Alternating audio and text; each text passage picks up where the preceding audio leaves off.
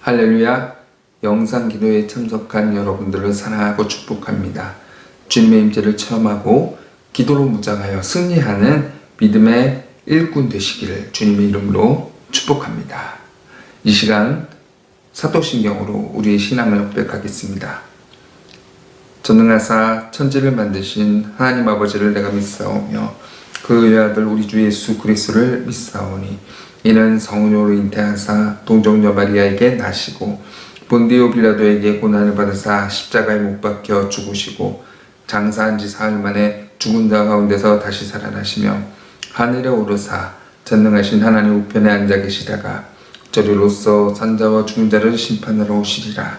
성령을 믿사오며 거룩한 공예와 성도가 서로 교통하는 것과 죄를 사하여 주시는 것과 몸이 다시 사는 것과 영원히 사는 것을 믿사옵나이다. 아멘.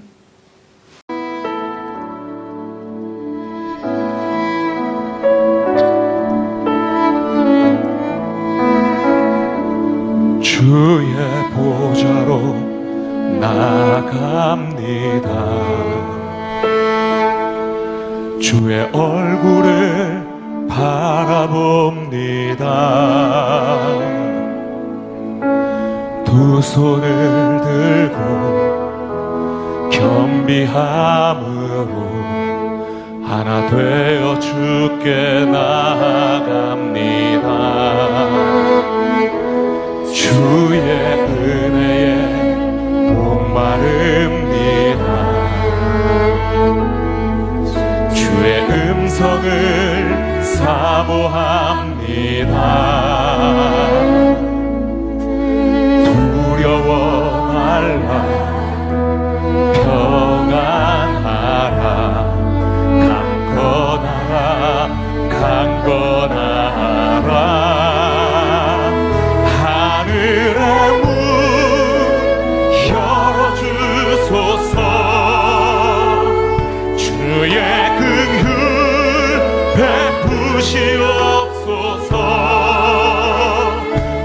우리의 문을 열어 주의 보좌와 그 영광을 보게 하소서. 주 얼굴빛 비춰주소서.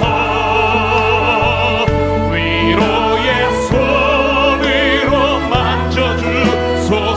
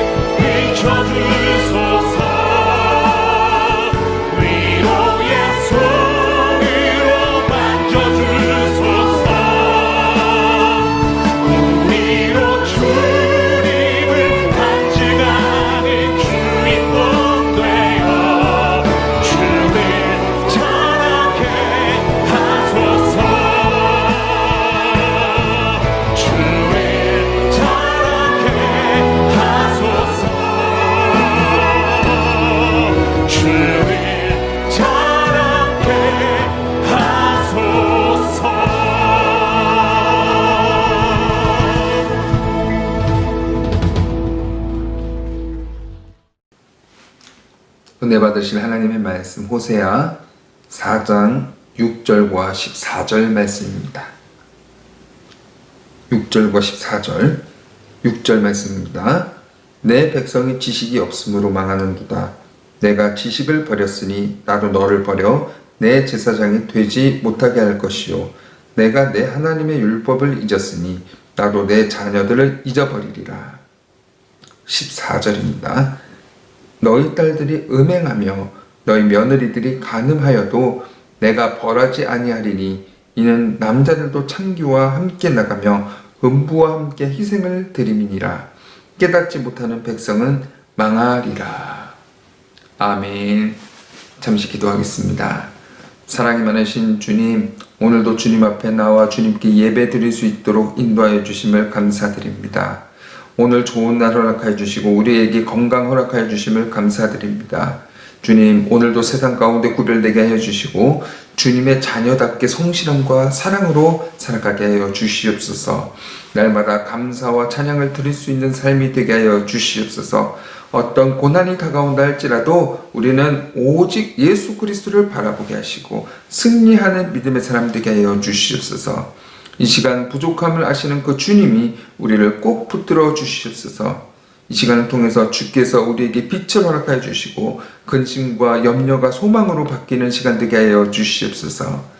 부족한 종의 말씀을 들고 섰습니다. 말씀 가운데 능력으로 덧입혀 주시고 주님의 영으로 기름 부어 주시옵소서. 주님의 말씀을 잘 대언할 수 있도록 도와주시옵소서. 처음 시간입니다. 기도 가운데 능력 부어주시고 마치는 시간까지 주께서 함께해 주실 줄 믿고 감사드리며 우리 주 예수 그리스도의 이름으로 기도드립니다. 아멘.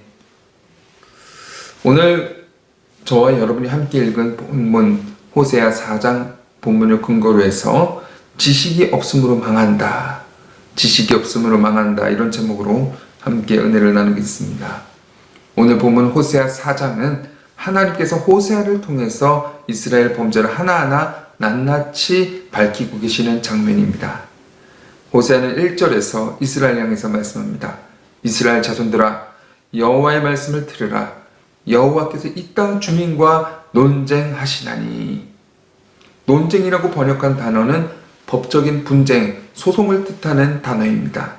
하나님께서 이스라엘을 고소하신다는 내용입니다. 어떤 제목으로 고소하신다는 걸까요? 그 죄목이 1절과 2절에서 이렇게 기록되어 있습니다. 이 땅에는 진실도 없고 인애도 없고 하나님을 아는 지식도 없고 오직 저주와 속임과 살인과 도둑질과 간음뿐이요 포악하여 피가 피를 뒤이음이니라. 하나님께서 여기에만 말씀하시는 이스라엘의 죄목은 총 3가지입니다. 첫 번째로는 진실함이 없다고 했습니다. 그 땅에 진실한 사람이 하나도 없다는 겁니다. 모든 사람들이 다 탐욕에 눈이 멀어서 마음속에는 거짓을 품고 산다는 것입니다. 두 번째로는 인애가 없다. 인애라고 번역된 헤세드라는 단어, 우리를 향한 하나님의 사랑과 자비와 인내와 은혜 같은 것, 즉 하나님께서 우리에게 베푸시는 모든 좋은 것들을 가리키는 이 단어가 헤세드인 것입니다. 그런데 이 단어가 우리에게 적용이 되면 하나님께로부터 받은 그 좋은 것들을 다시 하나님께 돌려드리고 또 사람에게 흘려보내는 것을 의미하는 것입니다. 그러니까 이 말씀은 이스라엘이 하나님의 큰 사랑을 받아놓고도 그들의 삶 가운데는 전혀 그 사랑을 흘려보낸 일이 없었다는 것입니다. 하나님을 사랑하지도 않고 그들 가운데 자비도 없고 인애도 없고 사랑이 없었다. 다시 말하면 이스라엘 안에는 선한 것이 하나도 없었다는 것입니다. 모두가 선한 일을 행하지도 않고 악한 일만 행하며 살았다는 것입니다. 마지막으로 하나님께서는 이스라엘 하나님을 아는 지식이 없다고 했습니다. 여기에서 말씀하시는 하나님을 아는 지식이라는 것, 단순히 하나님께서 말씀하신 그 말씀, 율법에 대한 그 지식이 없는 것만을 말하는 것이 아닙니다. 하나님 그분 자체에 대해서 몰랐다는 것입니다. 하나님의 말씀에 대해서 몰랐을 뿐만 아니라 하나님 그분 자체가 어떤 분인지도 몰랐고 하나님과 친밀하게 교제하며 그분을 알아가는 것이 그들 가운데는 전혀 없었다는 것입니다. 이 3가지가 없으니까 진실함이 없고 인애가 없고 하나님 아는 지식이 없으니까 그 땅이 저주와 속임과 살인과 도둑질과 간음뿐이요 포악하여 피가 피를 뒤잇게 되는 것은 당연한 결과였던 것입니다. 그렇게 이스라엘 하나님을 알지 못함으로 인해서 지었던 죄들, 하나님께서 오늘 호세아를 통해서 하나하나 조목조목 이스라엘 앞에서 따져 묻고 계신 것입니다. 오늘 우리는 이 말씀을 생각하면서 어떻게 기도해야 될까? 첫 번째는 우리와 함께 계시는 주님을 아는 지식을 부어주시옵소서. 6절 말씀입니다. 내 백성이 지식이 없으므로 망하는도다. 내가 지식을 버렸으니 나도 너를 버려 내 제사장이 되게 하지 못하게 할 것이요. 내가 내 하나님의 율법을 잊었으니 나도 내 자녀들을 잊어버리리라. 하나님께서는 이스라엘 백성이 저주하고 속임과 살인과 도둑질과 간음으로 가득 차게 된 가장 큰 원인은 그들이 하나님을 아는 지식이 없었기 때문에 지금 이 지경이 되었다고 말씀하고 계시는 겁니다. 여기서 말하는 그 지식이 1절에서 말하는 지식입니다. 하나님을 아는 지식이 없기 때문에 망한다는 것입니다. 하나님이 하신 말씀을 아는 지식뿐만 아니라 하나님 그분이 어떤 분이신지를 모르는 무지함 때문에 그들이 망하게 된다는 것입니다. 그래서 새 번역성경은 이 말씀을 내 백성이 나를 알지 못하여 망한다라고 번역합니다. 여러분, 하나님은 어떤 분입니까? 우리가 하나님에 대해서 말할 때 가장 기본적으로 알고 있어야 하는 하나님의 특징은 전지전능과 무소부재입니다. 하나님을 모든 것을 아시고 모든 것을 하실 수 있는 분입니다. 또 하나님은 부재하신 것이 없는 분, 계시지 아니한 것이 없으신 분입니다. 우리가 하나님에 대해서 다른 것은 몰라도 이것만큼은 기억해야 되는 것입니다. 예레미야 23장 23절에서 24절 말씀입니다. 하나님께서 자신에 대해서 이렇게 말씀하십니다. 나는 가까운 데 있는 하나님이요 먼 데 있는 하나님은 아니냐. 사람이 내게 보이지 아니하려고 누가 자신을 은밀한 곳에 숨길 수 있느냐. 여호와가 말하노라 나는 천지에 충만하지 아니하냐.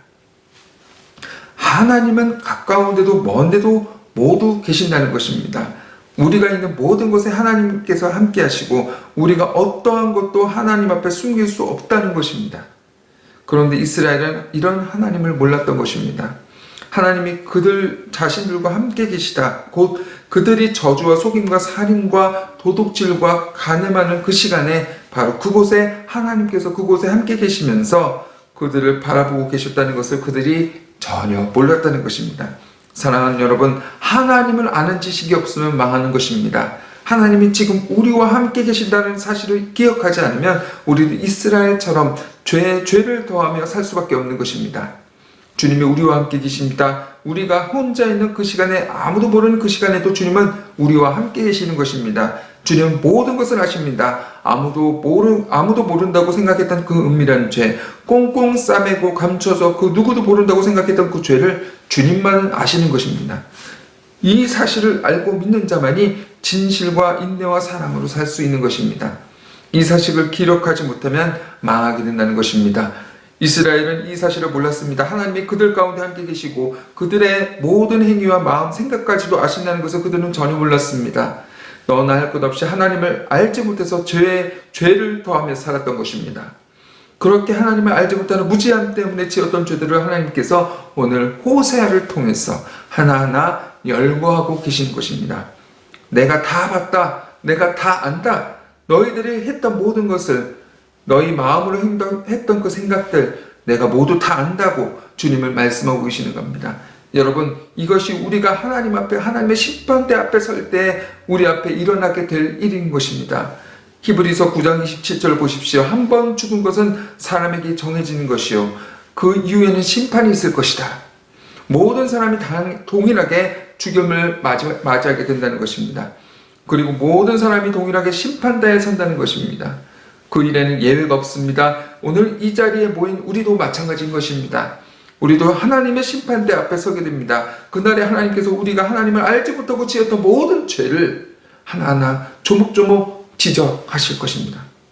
우리의 숨겼던 죄가 그날에 모두 드러나게 될 것입니다. 하나님을 알지 못하고 살면, 우리와 함께 계시는 그 주님을 알지 못하고 살면, 그러면 우리도 그날에 이사야가 고백했던 것처럼 화로다 나여 망하게 되었도다 라고 말할 수밖에 없는 것입니다. 우리와 함께 계시는 하나님을 아는 지식이 우리에게 있는 것이 가장 큰 복임을 믿으시기 바랍니다.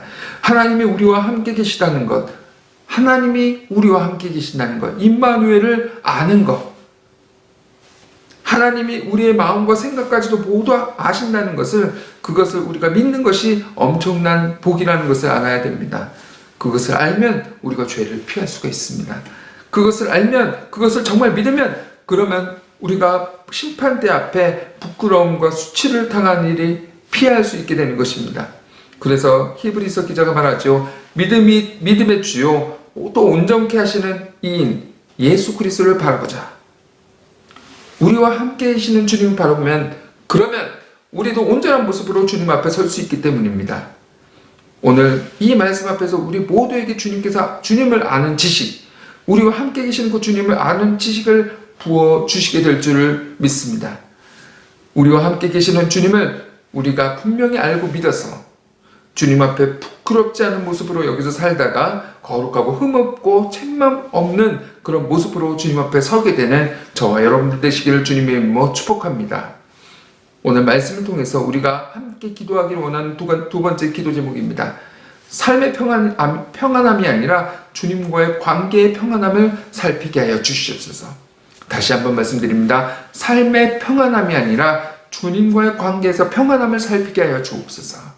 14절 말씀입니다. 너희 딸들이 음행하며 너희 며느리들이 간음하여도 내가 벌하지 아니하리니 이는 남자들도 창기와 함께 나가며 음부와 함께 희생을 드림이니라. 깨닫지 못하는 백성은 망하리라. 우리가 정말 두렵고 떨리는 마음으로 기억해야 하는 사실, 북이스라엘이 이렇게 하나님을 아는 지식이 없이 죄를 더하며 살았던 그 시간 동안 그들의 삶이 너무 평안했다는 것입니다. 호세아가 활동했던 여로보암 시대, 2세의 시대는 경제적으로나 정치적으로나 안정적으로 번영하며 살았던 세대입니다. 후에 나라 안에서 몇 번의 반역이 거듭해서 일어나기 전까지 북이스라엘은 그야말로 태평성대였습니다. 여러분, 이것이 얼마나 무서운 이야기입니까? 나라 안에 음행이 넘쳐나고 제사장이나 선지자나 백성이나 너나 할 것 없이 모두가 죄를 더하며 살고 있는데 그들의 삶이 너무나 태평한 것입니다. 아무 문제가 없는 것처럼 보이는 것입니다. 오히려 잘 되는 것 같아 보입니다. 오늘 말씀에서 하나님께서 지적하고 계시는 이 이스라엘의 죄의 특징은 그 죄가 어느 한 분야의 어느 한 계층에만 일어나는 것이 아니라는 것입니다.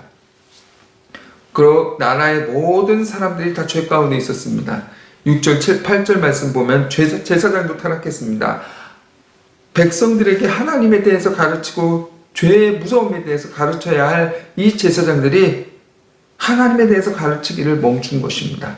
왜 멈췄을까요? 8절 말씀입니다. 그들은 내 백성이 바치는 속죄 제물을 먹고 살고 내 백성의 죄를 더 짓기를 바라고 있다. 무슨 말입니까? 백성들이 죄를 지으면 속죄제를 드려서 자신들의 죄를 용서받아야 되는데 그 제사를 드릴 때 나오는 제물은 제사장이 먹게 되어 있습니다.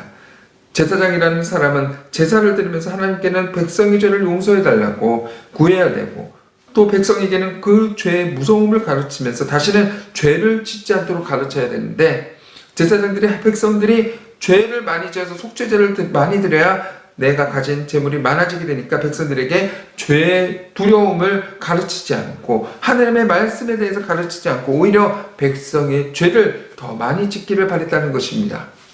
여러분, 그런 무서운 죄를 지으면서도 그들은 계속 번성하고 있습니다. 제사장만 그런 것이 아닙니다. 선지자도 그랬습니다. 5절 말씀에 제사장들에게 너는 낮에 넘어지겠고 너와 함께 있는 선지자는 밤에 넘어지리라. 제사장과 선지자가 한 통에 되어 있었다는 것입니다. 선지자들도 제사장들에게 붙어서 그들에게서 떨어지는 꼼꼼히 나발하면서 있는 것입니다. 여러분, 백성들은 어떻습니까? 11절부터 14절 말씀, 모든 백성이 다 술에 취하고 은행에 취하고 나무와 막대기로 점치는 그 우상숭배에 취해 있었습니다. 딸들은 음행하고 그리고 며느리는 간음하고 남자는 창기와 어울리고 심지어는 남자들이 그 창기와 함께 하나님 앞에 가서 희생제사까지 드렸다는 것입니다. 그런데 무서운 것은 무엇입니까? 그렇게 온 나라가 온 백성이 온 식구들이 다음 음행에 빠져 있는데도 불구하고 그들의 삶은 너무나 평안했다는 것입니다. 평안을 넘어서 더 잘 되어가고 있다고 보였다는 사실이 우리가 정말 두렵게 바라봐야 될 사실입니다. 많은 사람이 삶이 평안하면 그러면 아무 문제도 없을 거라고 생각합니다. 우리 삶에 어려운 문제들이 일어나지 않으면 그러면 잘 되어가고 있는 것이라고 생각합니다. 삶에 문제가 일어나고 어려움이 생기면 그러면 무엇이 잘못되었나? 내가 혹시 하나님 앞에 잘못된 것은 없냐? 이렇게 자신의 마음과 자신의 믿음을 점검하지만 내 삶에 아무런 문제가 일어나지 않으면 그러면 내 마음도 내 믿음도 제대로 되어 있는 것이라고 아무 문제 없는 것이라고 생각하는 것입니다. 그러나 그것은 심각한 착각입니다. 14절에서 하나님께서 무엇이라고 말씀하십니까? 너희 딸들이 음행하며 너희 며느리들 간음하여도 내가 벌하지 아니하리니 이는 남자들도 창기와 함께 나아가며 음부와 함께 희생을 드림이니라. 깨닫지 못하는 백성은 망하리라. 그들이 잘해서 그들의 죄가 없어서 벌하지 아니하시는 것이 아니라 오히려 죄가 너무 많기 때문에 이놈이나 저놈이나 다 죄인이기 때문에 그래서 벌을 내리지 않으시는 것이라고 말씀하는 것입니다. 이것을 깨닫지 못하고 계속 평안하다, 잘 되어가고 있다 하다가는 망하게 된다는 것입니다. 그러니 우리의 삶이 편안하다고 해서 우리가 안심한 문제가 아닙니다. 우리의 삶이 아무런 문제가 없다고 해서 어려움이 없고 모든 일이 잘 풀려가는 것처럼 보인다고 해서 우리가 마음을 놔서는 안 되는 것입니다. 우리의 삶이 잘 되어가고 있는데 왠지 잘못되어가고 있는지 판단하는 기준, 우리와 주님과의 관계가 평안한지를 보고 판단해야 되는 것입니다. 사도 바울은 데살로니가전서 5장 1절에서 3절 말씀에서 이렇게 말씀합니다. 형제들아, 때와 시기에 관해서는 너희에게 쓸 것이 없으면 주의 날이 밤에 도둑같이 이를 줄을 너희 자신이 자세히 알기 때문이라. 그들이 평안하다 안전하다 할 그때 임신한 여자에게 해산한 고통을 이름과 같이 멸망이 갑자기 그들에게 이르니 결코 피하지 못하리라.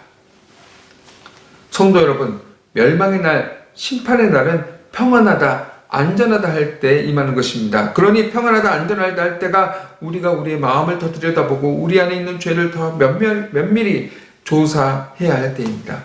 이것을 깨닫지 못하고 평안하다, 진짜 평안하다고 진짜 평안한 줄 알고 안전하다고 진짜 안전한 줄 알고 살다가는 망할 수밖에 없는 것입니다. 여러분, 말씀을 맺겠습니다. 여러분의 삶은 어떻습니까? 평안하십니까? 안전하십니까? 잘 되어가고 있는 것 같습니까? 바로 지금 이 여러분의 삶을 점검하고 여러분의 안에 있는 죄를 점검해야 할 시간입니다. 아무런 문제가 없는 것 같은 그때가 바로 주님과의 관계를 더욱 점검해야 하는 때인 것입니다. 여러분의 주님과의 관계는 어떻습니까? 평안하십니까? 안전하십니까? 잘 되어가고 있는 것 같습니까? 여러분 안에 계시는 그 주님과 친밀하게 동행하는 사람이 여러분 가운데 있습니까? 우리의 삶이 잘 되어가고 있는지 아닌지는 외형적인 그런 어려움이 아니라 우리와 주님과의 관계를 보고 판단해야 되는 것입니다. 진짜 잘 되어가고 있는 삶을 주님과 친밀한 관계가 있는 삶인 것입니다. 정말 안전한 삶은 우리와 함께 계시는 그 주님을 아는 지식을 갖고 그 주님과 함께 동행하며 사는 삶인 것입니다. 그러니 여러분, 주님을 더욱 바라보시게 되시기를 축복합니다. 우리의 삶에서 일어난 그 어떤 문제보다도 주님과의 관계가 친밀하지 못하는 것이 가장 큰 문제라는 것을 깨닫게 되는 은혜가 우리에게 임하게 될 줄을 믿습니다. 다른 것을 하기에 앞서서 먼저 주님과의 관계를 점검하여 회복하여 주님과 친밀하게 동행하시는 진짜 평안함과 진짜 안전함을 누리며 살아가시는 여러분과 저가 되시기를 주님의 이름으로 축복합니다. 기도하겠습니다. 사랑이 많으신 주님, 오늘 말씀 통해서 깨닫습니다. 오늘 말씀처럼 하나님을 아는 지식을 부어주시옵소서. 주님을 바라보는 눈을 열어주시고 낮이나 밤이나 주 앞에서 행하게 하여 주시옵소서. 망하는 길을 걷게 하지 않게 하시고 부흥하는 길을 걷는 성도와 우리 주찬양 순복음교회가 되게 하여 주시옵소서. 주님, 평안하다 안전하다 할 그때에 우리 안에 있는 죄를 더 점검하게 하여 주시옵소서. 주님과의 관계가 친밀하지 못한 것이 우리에게 가장 심각한 문제로 여겨지게 하여 주옵소서. 날마다 깨어큰 신으며 기도하는 믿음의 성도들 되게 하여 주옵소서. 감사드리며 우리 주 예수 그리스도의 이름으로 기도드립니다. 아멘. 하늘에 계신 우리 아버지여, 이름이 거룩히 여김을 받으시오며 나라가 임하시오며 뜻이 하늘에서 이루어진 것 같이 땅에서도 이루어지이다. 오늘 우리에게 일용할 양식을 주시옵고 우리가 우리에게 죄진 자를 사하여 준 것 같이 우리 죄를 사하여 주시옵고 우리를 시험에 들게 하지 마시옵고 다만 악에서 구하시옵소서. 대개 나라와 권세와 영광이 아버지께 영원히 있사옵나이다. 아멘. 오늘 말씀을 붙들고 함께 기도하기로 원합니다. 우리가 이 땅에서 교회에서 자유롭게 예배하고 기도하고 있지만 과연 내가 신령과 진정으로 예배드리고 있는지, 형식적으로만 말로만 신앙생활을 하고 있지는 않은지 한번 돌아보길 원합니다. 이 시간 우리가 기도할 때 주님, 우리의 영의 눈을 열어주시옵소서. 우리의 삶의 예배를 귀하게 여기게 하여 주시옵소서. 나뿐만 아니라 우리 자녀들도 하나님과의 동행함이 최고의 기쁨이라는 것을 깨닫게 해주시고 무엇보다 하나님을 진심으로 사랑하는 우리 교회 성도들이 되게 하여 주시옵소서. 담임 목사님, 교회 목장, 사역자들을 위해서 기도해 주시고 각자 기도 제목을 위해서 이 시간 주여 3번 부르짖고 함께 통성으로 기도하겠습니다. 주여, 주여, 주여.